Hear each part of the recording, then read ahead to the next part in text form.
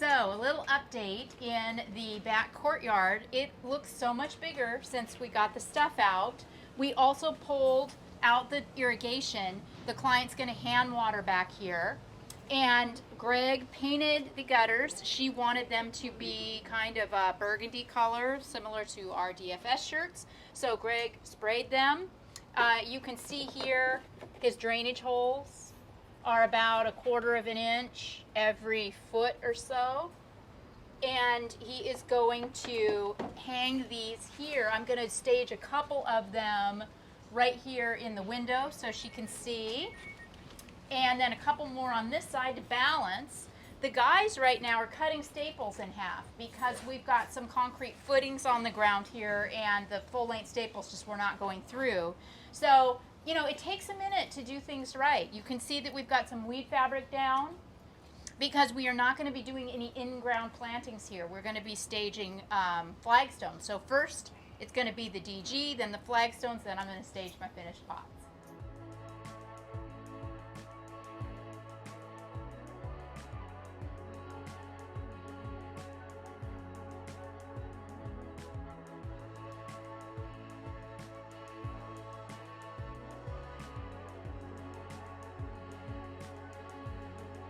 Pack your soil in really tight around your plants so that there aren't air pockets where they can dry out. And you want to keep the soil level a little below grade because the first watering event is going to send soil all over the ground. So I would say probably about 1/2 inch below grade would be a good place. You see all these gaps and you know what I always say, I don't like to see any dirt showing. Well, I decided to pull in cuttings to supplement this arrangement so I could get even more variety going. So I'm going to pull some of these beautiful cuttings in and see what I'm going to do. We're just going to, I love this Senecio Vitalis as a kind of a thriller.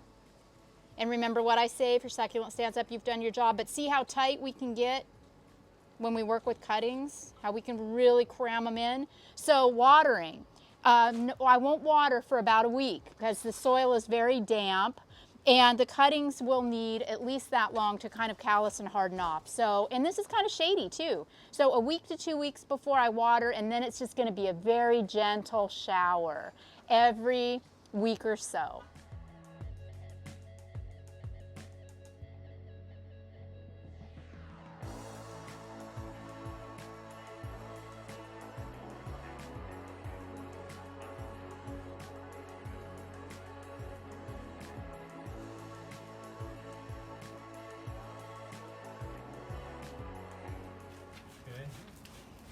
A nice, smooth, tight area. And we're going to need a little bit more staples too.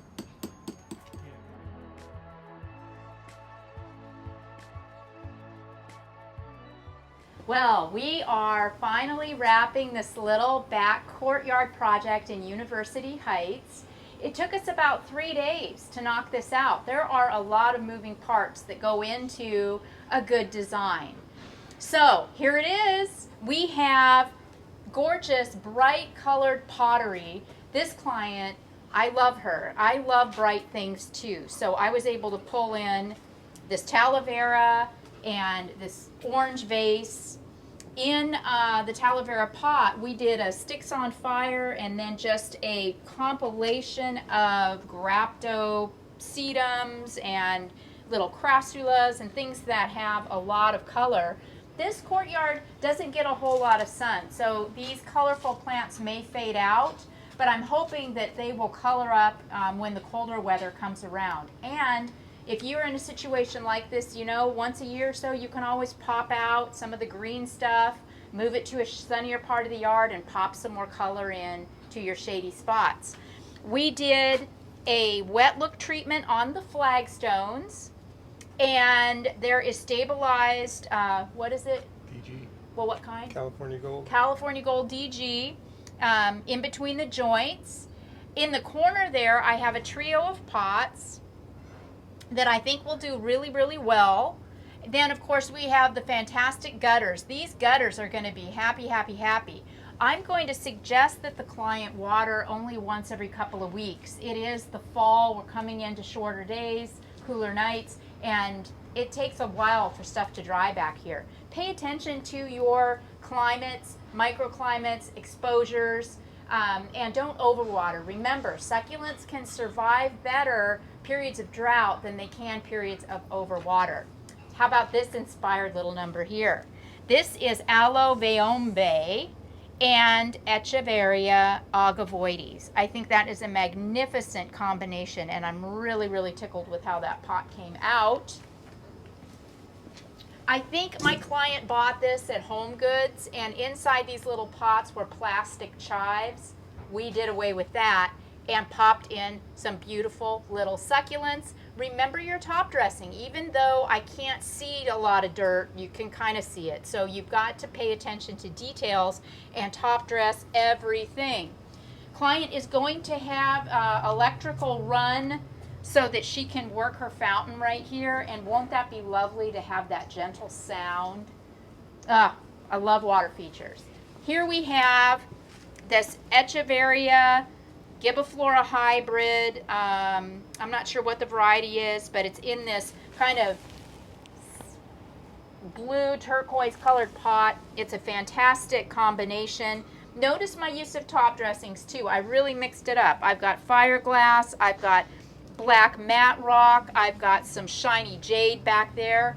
Oh, also, if you've got an area of your garden that doesn't get a whole lot of sun, but you want to try citrus, Meyer Improved Lemon is a great choice. So the citrus tree in the corner back there is a Meyer Improved Semi-Dwarf.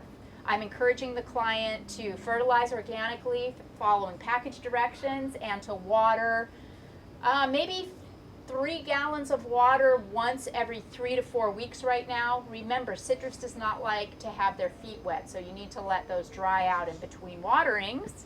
Over here we've got another set of fabulous gutters, a little Bacarnia recurvata here in the corner. And notice another thing too, how I top dressed with the black 3/4 inch lava around those pots that are staged on the ground. You must remember to anchor your pots with something. So rather than use pot feet or saucers, I used a little ribbon of black 3/4 inch. So visually, that just locks the design together and creates a really, really finished look. So it's so fantastic to have Greg back in action. We will be taking a little trip here at the end of this week, and then our next job, we will be in Leucadia, California. So we look forward to seeing you then. We love you guys. This has been Laura Eubanks reporting from University Heights with Team DFS and your grand reveal and your succulent tip of the day.